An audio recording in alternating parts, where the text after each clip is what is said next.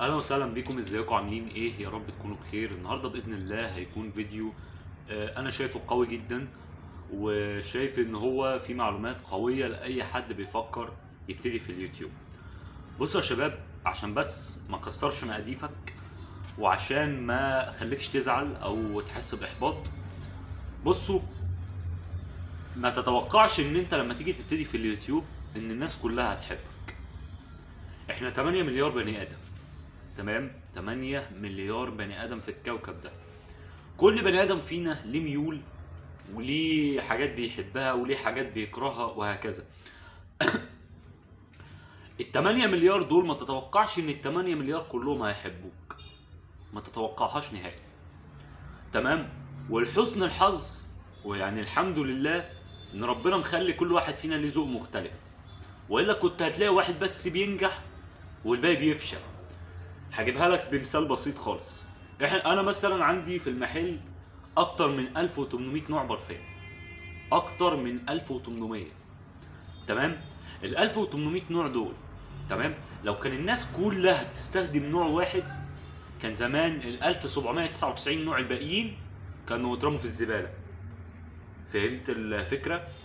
يبقى انت اول حاجه بتبص لها، ودي اهم نقطه بالنسبه لي في الموضوع كله، ان مش كل الناس هتحبك. فهمت الفكره؟ يعني مش كل الناس هتتقبلك، ومش كل الناس ذوقها حلو. فهمت برضو؟ عشان برضو ما انت فاهم. يعني ما تتوقعش ان انت هتعمل فيديو، تمام، هيجي لك كومنتات الله اكبر، حاجه كده بحر جميل كده. لا، كل حاجه ولازم تبقى عارف ايه اللي جاي لك منها. انا مثلا بعمل الفيديو بتاعي وعارف ان في ناس هتحط ديسلايك، وعارف ان في ناس كمان هتكتب كومنتات سلبيه، بس انا برضو لازم افكر. انا مش مخلوق عشان اعجب حد. لا، انا عن نفسي لو عندي واحد بس في القناه بيحبني دي الدنيا وما فيها. فانا عايزك برضو تفكر بنفس الكونسبت وتفكر بنفس الطريقه، ان مش كل الناس هيتقبلوك ومش كل الناس هيحبوا محتواك. فهمت؟ هرجع واقول لك تاني، لان احنا عددنا كبير جدا، احنا كتار قوي. فهمت؟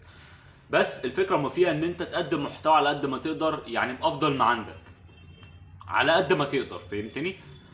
فهو ده كان الفيديو بتاع النهارده، وكنت طالع اتكلم معاكم بس بخصوص النقطه دي، عشان لو انت بتفكر تعمل اي حاجه، سيبك يا عم من اليوتيوب، تعمل اي حاجه ما تتوقعش انها هتعجب كله. فهمتني؟ فكنت عايزك تركز جدا في النقطه دي وتحطها في عين الاعتبار، لان هي مهمه. وطبعا بقى لو حسيت ان الفيديو فادك او لقيت ان القناه فايداك، يا ريت بقى لايك واشتراك. السلام عليكم، باي باي.